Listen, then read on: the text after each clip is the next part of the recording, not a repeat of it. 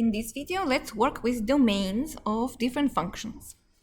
So we're gonna start with two functions over here. Let me code a and b, and we're told for those functions f and g to find the domain for each function, and important is to write answer as an interval or union of intervals notation. That's how we want you to get used to the notation of the intervals. So for the first example, I'll put it in blue. I'm looking at the fraction x plus 3 all over x squared minus 9. There's no square roots involved, so I don't have to solve any inequality about that, but there is division by the unknown involved. So I need to look at the denominator and check where the denominator can become 0 and avoid those troublemaking points. So I'm literally gonna ask myself when the denominator is 0. That means x squared minus 9 is 0. Two ways to solve it. Either you see it as x squared equals 9, and then x equals 3, just 3? No, plus minus, good job, who remembered? Or you also can remember the formula of difference of squares. Difference of square formula tells me that this is x minus 3 times x plus 3 equals to 0. So two roots are still the same, put it in a box, x is 3 and minus 3. That means that at these two roots, the denominator of the fraction is 0. So the answer will be domain. You can always say that x just should not be plus and minus 3, and that is a good answer. Most of the readers around the world will understand your notation. However, interval notation isn't what professionals are using. All people in STEM majors using it, so we want you to know it as well. Interval notation will look like this. You're basically avoiding bad points minus 3 and 3 on the x-axis, in this case, from minus infinity to plus infinity. So having this sketch in front of you, you write down the domain. Domain of the function f is everything from minus infinity to minus 3. This is this part of the interval. Then I'm not including minus 3 because it's a bad point. And I also am not including minus infinity because you cannot reach it. U means union notation, means adding. Then I'm looking at the interval between minus 3 and 3. So now it's going to be from minus 3 and 3, again not including both points because they are bad points, and those points denominator is 0. And then from 3 to plus infinity, and that's the last interval. And that's how we're doing it. We're basically jumping from interval to interval, avoiding bad points like this. And to avoid points, the notation is we're using parentheses to show that the function is not defined at those points, and U means union notation, so we're gluing together those intervals. And that is the answer for A. For B, I'm working with the fraction as well. There is no square root again, and I see that there might be possible division by 0, so I need to figure out where I might have division by 0. So x squared plus 64 equals 0. X squared equals minus 64. Is it possible for x squared to be negative? No. So, since there is no solutions for this equation, that means denominator will never be 0. That means there is no bad points. Domain in this case, guess what it is? If there is no bad points, this sketch I did over here will not have any points on the x-axis, right? Then I can just say all real numbers are in the domain for this particular function. That means domain is from minus infinity to infinity. Not too bad. Next one. Now we're working with number 5. We're working with the square root.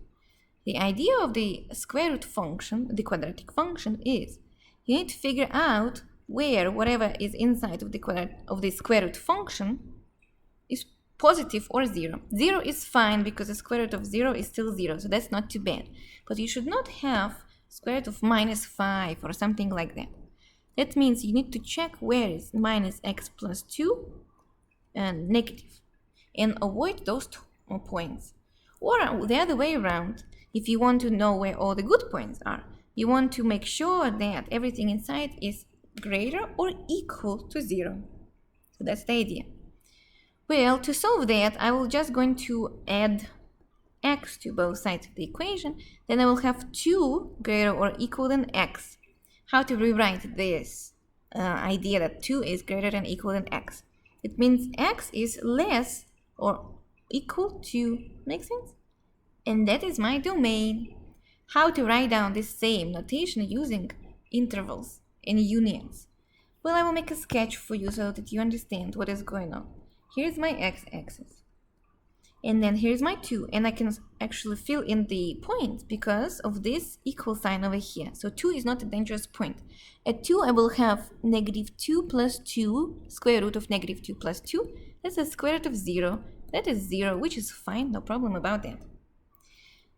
Everything on the left from 2 and at 2 is my domain. So I can put brackets like this.